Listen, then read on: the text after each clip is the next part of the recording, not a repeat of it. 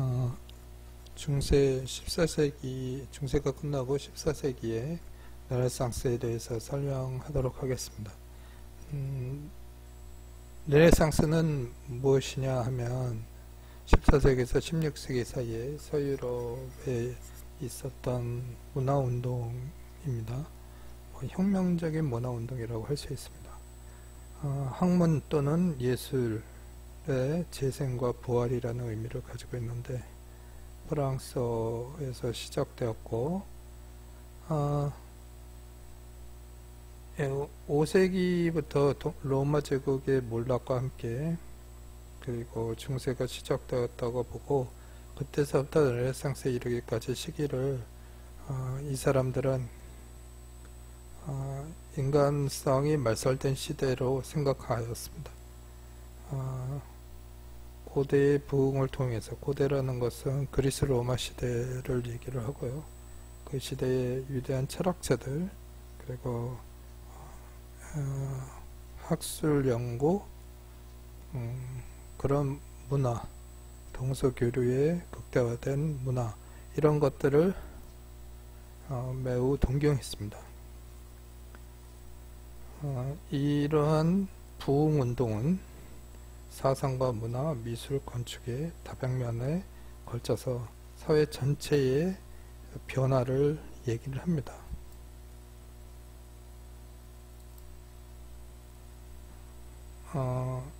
이탈리아에서 시작되었고 프랑스, 독일, 영국, 북유럽에 이르기까지 영향을 주었고요. 유럽 문화 태동의 근간이 되었고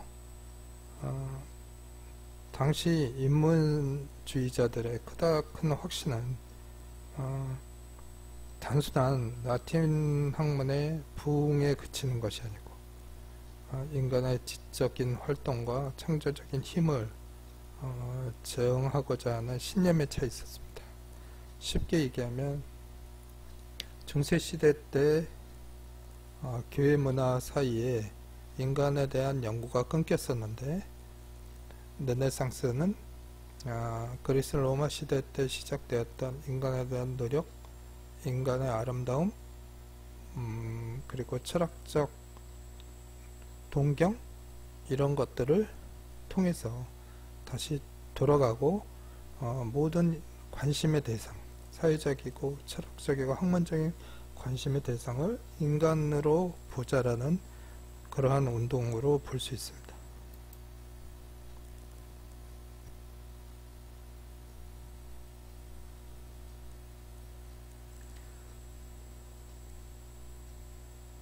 하지만 이러한 운동에 또 한계가 있는데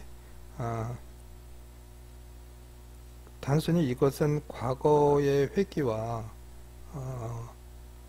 그 인간에 대한 중요성을 강조했지만 그것에 대해서 체계적인 발전이 미약했기 때문에 단순히 이것은 하나의 이슈이고 현실적인 대안이 아니었다라는 그러한 주장도 있습니다.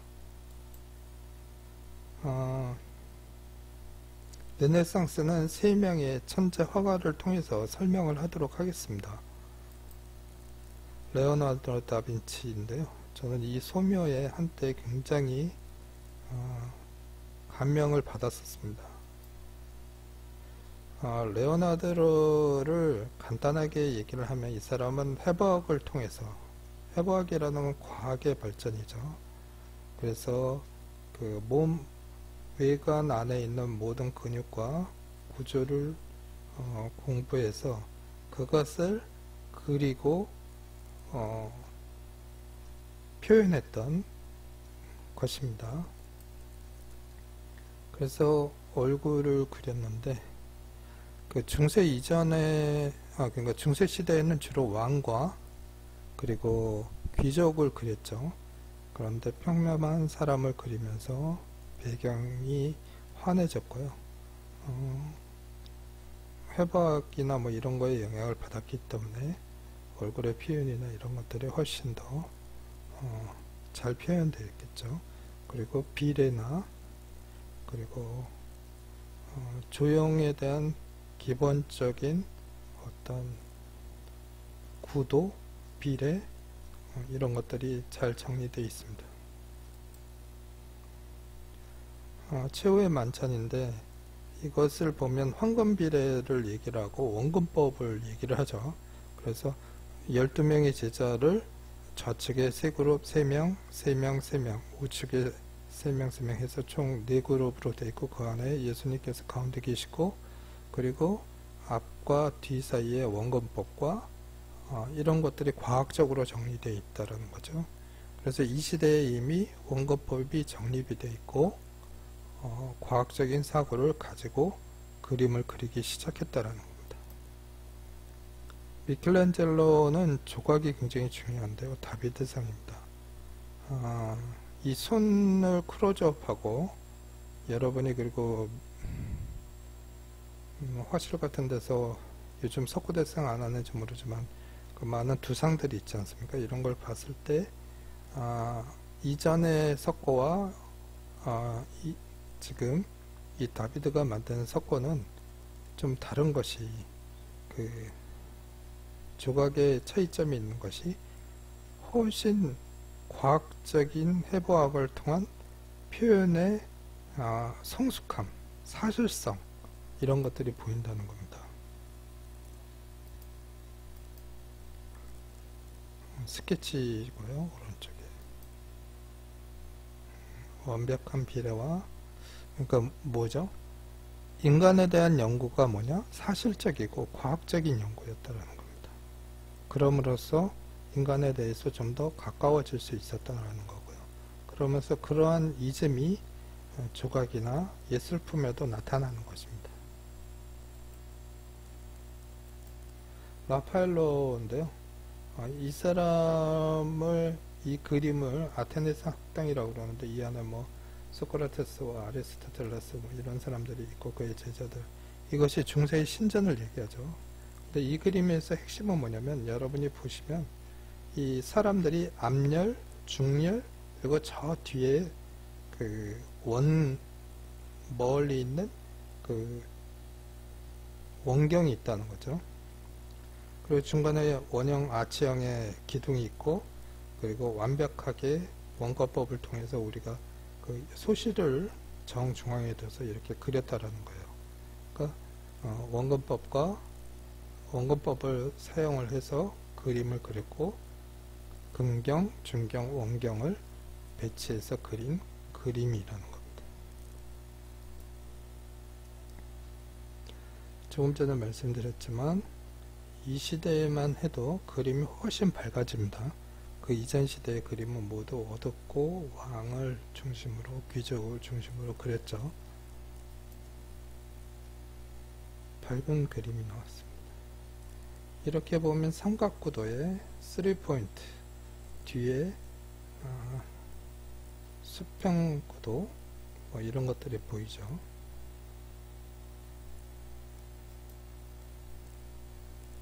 이상입니다. 비잔티움에 대해서 논의하도록 하겠습니다. 로마 황제 데오도시우스가 이제 사망하고 동서로 분열된 로마가 되었는데 동로마 제국을 비잔티움이라고 합니다. AD 330년서부터 1453년 오스만 투르크 지금의 터키에 의해서 멸망하는 이 시기까지를 이야기합니다. 비잔티움은 지정학적인 위치로 로마와 그리고 소아시아, 유럽 그리고 이 교도의 교차 지점으로서 특성을 가지고 있습니다. 앞에 헬레니즘에 의한 문화적인 완성이라고 볼 수 있을 거라고 생각을 합니다. 이 부분은 시각에 따라서 다양하겠지만 헬레니즘의 최초의 컨버전스라고 한다면 비잔티움은 그 문화를 숙성하고 문화를 발전시키는 그런 시대라고 얘기할 수 있을 거라고 생각합니다.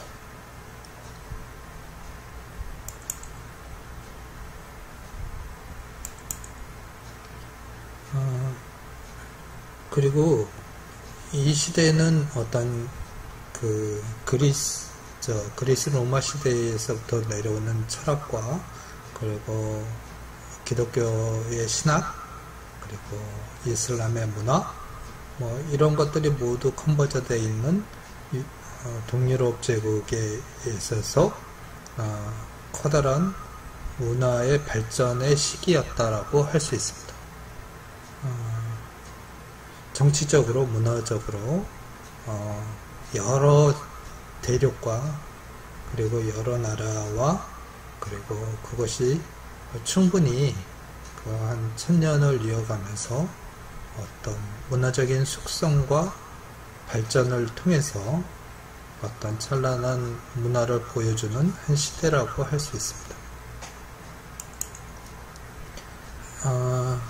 우리가 흔히 미술적으로 볼 때 그림 그리고 또는 건축, 동상 이런 것들을 보는데 비잔틴을 나타내는 것은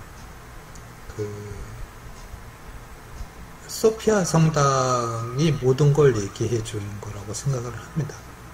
이 소피아 성당이 있는 곳은 유럽과 아시아의 경계선상에 있고 모든 문화가 집결되는 곳이었습니다.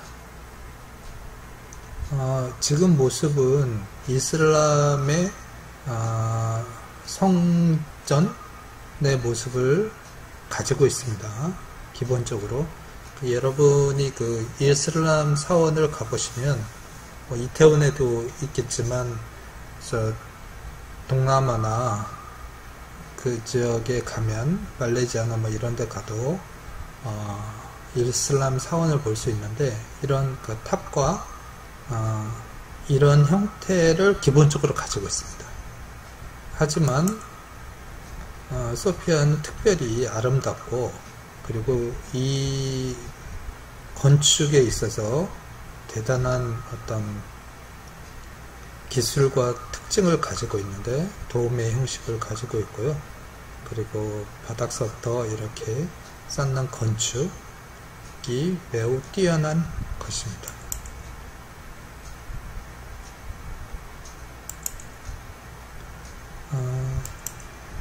실내의 모습인데요. 동명식을 가지고 있고요. 굉장한 스케일이죠.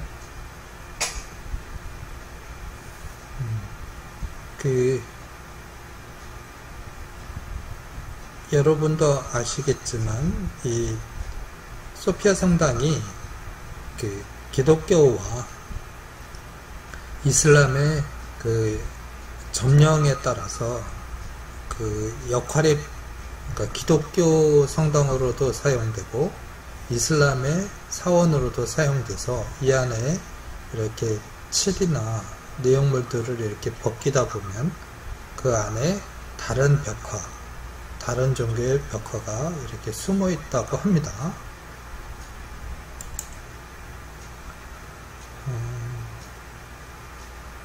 굉장히 아름답고요.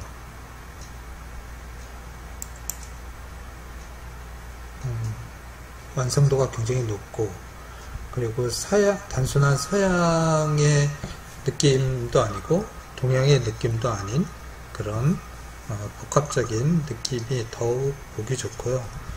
이런 요소나 이런 도움의 형상이 약간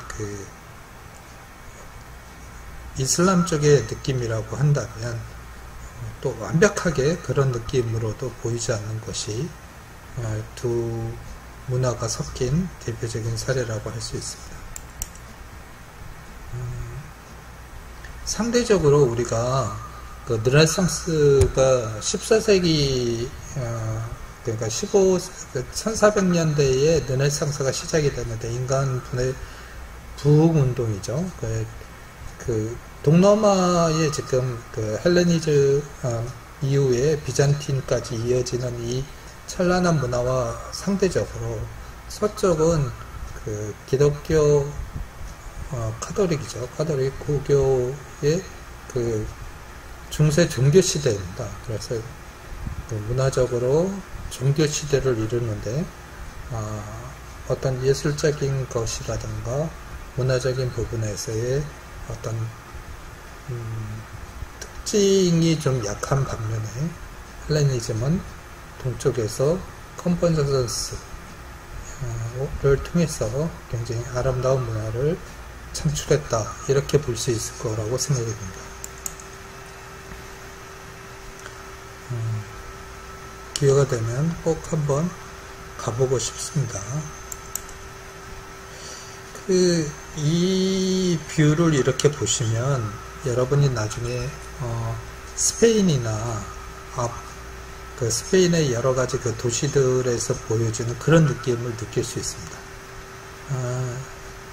그러니까 스페인, 포르투갈 이런 지역을 그 이슬람이 한 300년간 지배를 했었는데 1600년, 1700년까지 약 300년간 지배를 했었는데 그때의 그 느낌들이 아브라함 뭐 그런 그 스페인의 도시에 영향을 준 걸로 보여집니다.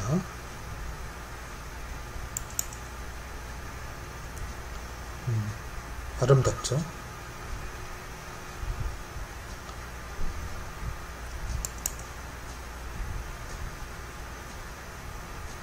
그 중세에 보면 중세 시대의 성당을 보면 대부분 좀 안이 어둡죠. 예, 이 소피아 성당은 충분히 채광이 들어오고요. 그런 면에서 또 차이가 있습니다.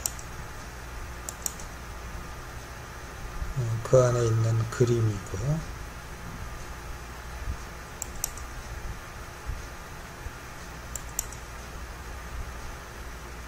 이상입니다. 로코코 시대입니다. 로코코는 바로크 시대의 취향을 이어받아서 경박감 속에 표현되는 화려한 색채와 섬세한 장식, 건축의 유행을 말합니다. 바로크 양식이 수정되고 약화된 것이라고도 할 수 있습니다. 로코코는 왕실 예술이 아니라 귀족의 부르주아즈의 예술입니다. 아, 그 유의와 쾌락에 추구했던 루이 14세가 시민혁명으로 사망하고 그 18세기에 프랑스의 사회주의와 귀족계급, 사회 귀족계급이 추구한 사치스러움이 사치스럽다라고 표현할 정도의 그런 일종의 문화였습니다. 우아한 성격과 유의적이고 변덕스러운 매력을 부드럽고 내면적인 성격을 가진 사계계의 예술을 말하는 것이다 라고 얘기를 하는 거죠. 그러니까 뭐 이런 얘기도 있습니다.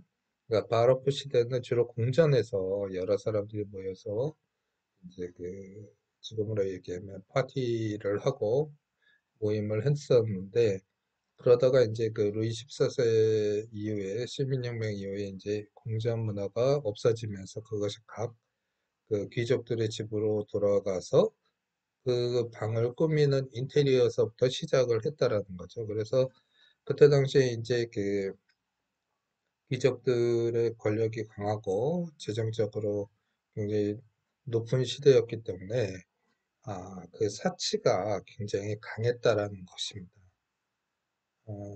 그리고 왕의 어떤 문화 중심에서 귀족들의 문화로 바뀌었다라는 것이고요. 아, 엄밀히 말해서는 노코코를 한 시대라고 구분하기가 어렵다고 볼 수 있습니다. 18세기는 바로크와 고전주의, 낭만주의가 병존하는 시대이며 이 말을 간단하게 설명을 하면 여러분이 이제 근대에 들어오고 이제 그 미술사를 보다 보면 그 그러니까 그 디자인 미술사 측면에서의 시대 구분과 그 문화와 또 음악 또 이런 쪽에 또 그 이제 문학 쪽에 이런 쪽 철학 이런 쪽에 시대 구분이 굉장히 좀 다릅니다. 다르다고 볼 수도 있고 다양한데요. 다른 쪽은. 그래서 여러분들이 자칫 그 조사를 하다 보면 아, 그런 여러 가지 분류에 대해서 미술사의 관점을 보기에 굉장히 어렵습니다. 그래서 저는 그냥 미술 디자인사로 봤을 때 그 뭐 앞으로 뭐 모더니즘 같은 경우도 그냥 건축 쪽에서의 모더니티만 논의를 합니다. 로코코도 그냥 그 건축사에서 또는 그림에서의 그 어떤 트렌드, 바로코를 잇는 로코코로 그냥 분석을 합니다. 왜냐하면 너무 넓게 논의를 한다면 여러분들이 많이 헷갈릴 수 있고요. 디자인적인 측면에서 봤을 때에 건축적과 회화를 보면 뭐 매우 긍정적이라고 생각을 합니다. 어, 자, 그러면 그림을 보도록 하겠습니다. 이제 그 바로크보다는 훨씬 장식이 많아지고요. 화려해졌습니다. 인테리어도 보면 어, 그 금장식과 화려하죠. 화려하다는 표현을 그래서 바로크와 로코코를 이렇게 보면 비슷한 어떤 이즘을 가지고 있지만 로코코 시대에 좀 더 화려한 모습을 볼 수 있다. 그렇게 보면 될 것 같습니다. 하지만 현대의 우리 사회에서 이 로코코의 양식을 결코 무시할 수 없는 부분이 있는 것이 어, 장식이라는 측면에서 또 화려하다는 측면에서 어, 여러분이 뭐 인테리어를 하거나 아니면 집을 꾸밀 때 뭐 전체를 이렇게 꾸밀 수는 없지만 간단한 이런 어떤 요소들을 모티브로 해서 어, 부분적인 장식이나 이런 것들을 할 수 있을 거라고 생각을 합니다. 더 이상 그러니까 로코코를 미술사에서 보면 가장 화려한 양식이다라고 볼 수 있을 것 같습니다. 그리고 말씀드렸듯이 그 이렇게 보면 각 궁에 방이 여러 개가 있는데 그 방들이 다 그 그러니까 지역 그 시대에 유행하는 인테리어를 다 꾸며놨습니다. 그래서 중국에서 온 어떤 양식이 많은 영향을 주었고 유행의 한 요소였다고 합니다.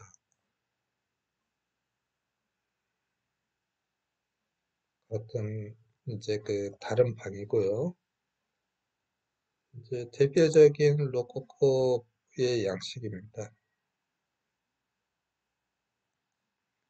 바로크보다는 살짝 곡선적이죠. 그래서 뭐 바로크는 남성적이고 로코코는 여성적이라고 하는 말도 있는데 일단 네, 그렇습니다. 이렇게 해서 바로크 로코코를 간단하게 설명을 하였습니다. 이상입니다.